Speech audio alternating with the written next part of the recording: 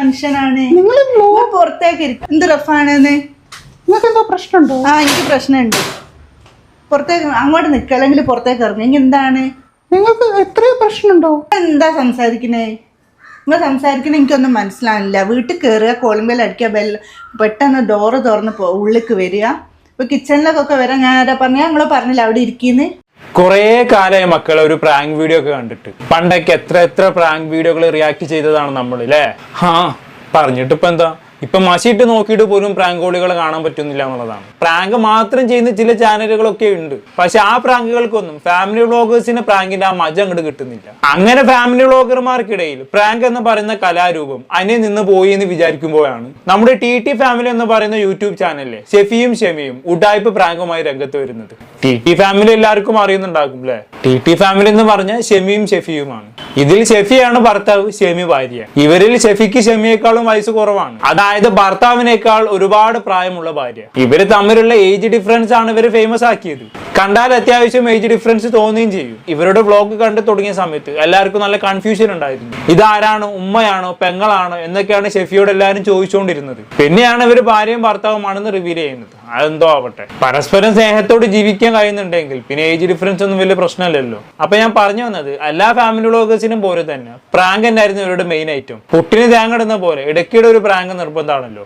അങ്ങനെ ഇന്നലെ ഒരു പ്രാങ്ക് വീഡിയോ ഇവർ അപ്ലോഡ് ചെയ്തിട്ടുണ്ട്. ഷെഫി ഒരു പർദ്ദയും നിക്കാബും ഒക്കെ ഇട്ട് ഭാര്യയായി ഷെമിയെ പറ്റിക്കാൻ പോകുന്ന വീഡിയോ ആണത്. എന്തായാലും ആ വീഡിയോയുടെ ചില ഭാഗങ്ങൾ നമുക്കൊന്ന് കണ്ടുനോക്കാം. അപ്പൊ ഈ പർദ്ദ വെച്ചിട്ട് നമ്മളെ പ്ലാനിങ് എന്താന്ന് വെച്ച് കഴിഞ്ഞാല് ഒരു സബ്സ്ക്രൈബർ ആയിട്ട് നമ്മളെ വീട്ടിലേക്ക് നമ്മൾ പോകും. അപ്പൊ ഷെമി അവിടെ എന്തായാലും ഷെമി ആണല്ലോ ഉണ്ടാകുക, ഞാൻ ഉണ്ടാവില്ലല്ലോ, ഞാനാണോ ഈ പെണ്ണ്. അപ്പൊ ഏതായാലും അങ്ങനെ പോയിട്ട് അവിടുന്ന് ഷെമി എങ്ങനെ റിയാക്ട് ചെയ്യും, അതായത് ഒരാൾ പെട്ടെന്ന് ഒരു വീട്ടിലേക്ക് ക്യാമറയൊക്കെ ആയിട്ട് പുറത്ത് നമ്മൾ അറിയാത്ത ഒരാൾ വന്നു കഴിഞ്ഞിട്ട് ക്യാമറ എടുക്കുന്ന സമയത്ത് ഓട്ടോമാറ്റിക്കലി പ്രശ്നങ്ങൾ ഉണ്ടാവും, ഒരു ഇതുണ്ടാവുമല്ലോ.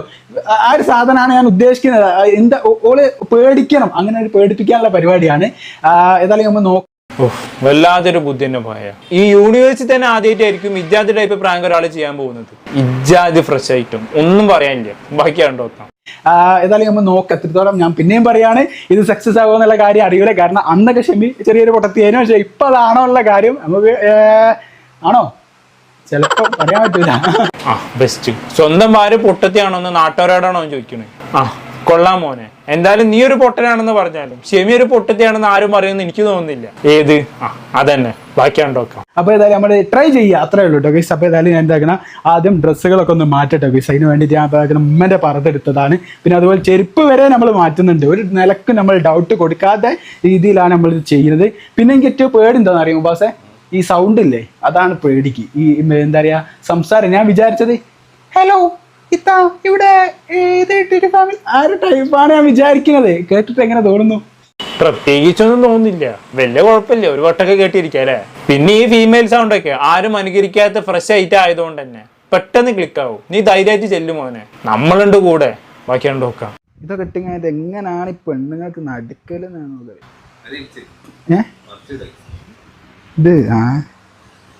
ഇത് എന്തേത്ത റെഡിയല്ലേ? ഇപ്പൊ റെഡിയല്ലേ? അസ്സലാമലൈക്കും. രൂപവും സംസാരവും വേണ്ടി ബുക്കല്ലേ?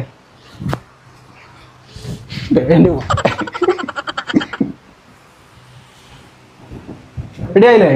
അതല്ല ബാസ്, എന്തോ എവിടെ ഒരു കുറവ് പോലെ. ഇവിടെ അങ്ങനെ ഒരു രസം ഉണ്ടാവും. ഒരു കുറവുണ്ട്, പക്ഷെ എന്നാലും കുഴപ്പമൊന്നും ഇല്ലായിരിക്കും.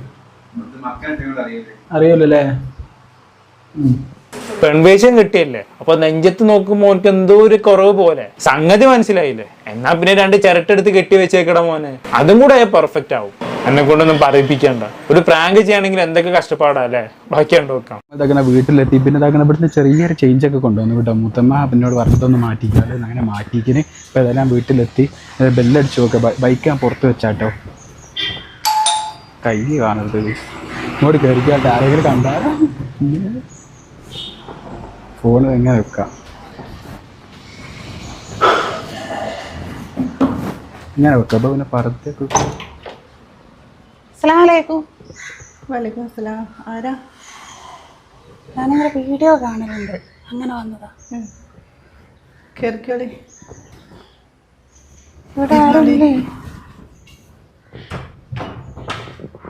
ഇതാണ് പടുത്ത വാങ്ങിയിട്ടേ പോയി. വീഡിയോ ഒക്കെ കാണലുണ്ട് കേട്ടോ. ഇരിക്കി. ആ ബെസ്റ്റ്. ആള് വീട്ടിലേക്ക് വന്നപ്പോഴേക്കും എന്താ ആരോന്നൊന്നും ചോദിക്കാതെ കയറ്റി ഇരുത്തുന്നു, വാതിലടയ്ക്കുന്നു.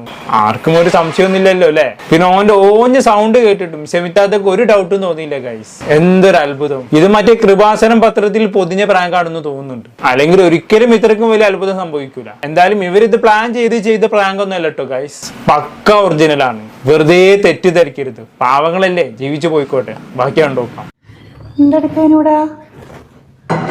ഒന്നുമില്ല, ഞാൻ വെറുതെ ഇരുന്നായിരുന്നു. നിങ്ങൾ ഒറ്റക്കുള്ളൂ? വേറെ ആരുണ്ടോ? ഞാൻ ഒറ്റയ്ക്കാണ് മോളെ. ഷെഫി ഇവിടെ ഇല്ല. എവിടെ പോയി?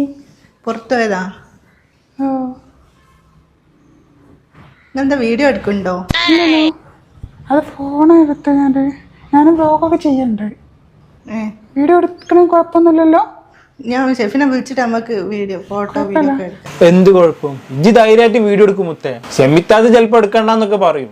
അതൊക്കെ ഒരു ആക്ടിങ് അല്ല മോനെ. അതൊന്നും ഞാൻ ഇപ്പൊ എനിക്ക് പറഞ്ഞതിന്റെ ആവശ്യമില്ലല്ലോ. ക്ഷമിത്താത്ത പ്രാങ്കിന് വേണ്ടി മൈക്ക് വരെ വെച്ച് റെഡി ആയി നിൽക്കാണ്. ആ സൗണ്ട് ക്ലാരിറ്റി നോക്കി നിങ്ങൾ. ഇത്രയും ഡിസ്റ്റൻസിൽ നിന്ന് വീഡിയോ എടുത്തിട്ടും ക്ഷമിത്താത്തതിന്റെ നോയ്സ് ഒന്നും ഇല്ലാതെ എത്രയും ക്ലിയർ ആയിട്ട് കേൾക്കണമെന്നുണ്ടെങ്കിൽ എന്തായാലും മൈക്ക് വെച്ചിട്ടുണ്ടാകും. അപ്പൊ തന്നെ മനസ്സിലാക്കും ഇത് ഫുൾ പ്രീ പ്ലാൻഡ് ആണെന്നുള്ളത്. എന്നിട്ട് പ്രാങ്ക് ആണെന്നും പറഞ്ഞ് ആളെ പറ്റിക്കാൻ ഇറങ്ങിയേക്കാണ് രണ്ടാളും കൂടെ. ബാക്കി കണ്ടോക്കാം. നിങ്ങൾ ആരാ വിളിക്കുന്നത്? കിച്ചണിലെത്തി. എന്താ മനുഷ്യനാണ് നിങ്ങൾ? പുറത്തേക്ക് ഇരിക്കും. പേടിയാണ്, സത്യം പറയാം. എന്ത് റഫാണെന്ന്? നിങ്ങൾക്ക് എന്തോ പ്രശ്നമുണ്ടോ? ആ, എനിക്ക് പ്രശ്നമുണ്ട്. പുറത്തേക്ക് അങ്ങോട്ട് നിൽക്കുക, അല്ലെങ്കിൽ പുറത്തേക്ക് ഇറങ്ങി. എന്താണ് നിങ്ങൾക്ക് എത്രയോ പ്രശ്നമുണ്ടോ? എന്താ സംസാരിക്കുന്നേ? നിങ്ങൾ സംസാരിക്കണ എനിക്കൊന്നും മനസ്സിലാവില്ല. വീട്ടിൽ കയറുക, കോളിംഗ് ബെൽ അടിക്കുക, പെട്ടെന്ന് ഡോറ് തുറന്ന് ഉള്ളിലേക്ക് വരിക. ഇപ്പൊ കിച്ചണിലേക്കൊക്കെ വരാം. ഞാൻ ആരാ പറഞ്ഞ? ഞങ്ങൾ പറഞ്ഞില്ല അവിടെ ഇരിക്കുന്നു. ഓക്കെ, അപ്പൊ കിച്ചണിലൊക്കെ വരുന്നത് ഇഷ്ടമല്ലാന്ന് പറഞ്ഞു. കിച്ചണിലേക്ക് എന്നല്ല, വീട്ടിലേക്ക് കയറേണ്ട മര്യാദ ഇങ്ങനാണോ? മര്യാദ നിങ്ങൾ എന്നെ പഠിപ്പിക്കണ്ട. ആ, മര്യാദ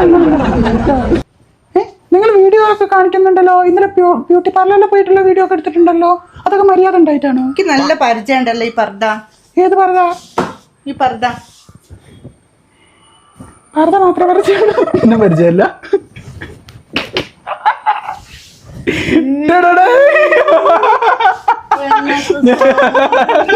ശരിക്കും അല്ല, ഇതൊക്കെ വീഡിയോ എടുത്തുക്കണം. അല്ല പർദ്ദ, പക്ഷെ ഞാൻ താഴത്തൂടെ നടത്ത പർദ്ദ എങ്ങനെ മനസ്സിലാവുക? ഇത് മാറി നമുക്ക് വാങ്ങി ഞാൻ അവിടെ കൊണ്ടുപോയി. യാ മോനെ, എജാദ് ഡിസ്റ്റ് തികച്ചും അൺപ്രഡിക്റ്റബിൾ ആയിരുന്നു അല്ലേ. ഒന്നും പറയാനില്ല. അങ്ങനെ സ്വന്തം പർദ്ദ കണ്ട് മനസ്സിലാക്കിയ ക്ഷമിത്താത്ത ഷെഫിയെ കയ്യോടെ പൊക്കി.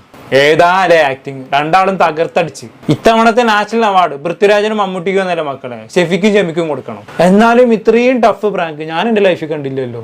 ഫാനാക്കി കളഞ്ഞു. ഒന്നും പറയാനില്ല. എന്ത് പറയാനാണ്? ഇതൊക്കെ കാണുന്ന ആൾക്കാർ പൊട്ടന്മാരാണെന്നാണ് ഇവരുടെ വിചാരം. ഇവന്റെ ഓഞ്ഞ സൗണ്ട് കേട്ടാൽ തന്നെ മനസ്സിലാക്കും ഇതൊരാണ് പെൺവേഷം കിട്ടി വന്നതാണെന്നുള്ളത്. അതുപോലെ തന്നെ ഒരു ഭാര്യയ്ക്ക് സ്വന്തം ഭർത്താവിന്റെ കണ്ണ് കണ്ടിട്ട് മനസ്സിലാക്കാൻ പറ്റുന്നില്ല എന്ന് പറഞ്ഞാണെങ്കിൽ അത് വിശ്വസിക്കാൻ ഇച്ചിരി പാടാണ്. എന്തായാലും കൊള്ളാം. ഇനിയും ഇതുപോലത്തെ പ്രാങ്കുകളുമായി വൈക്ക് വരണേ.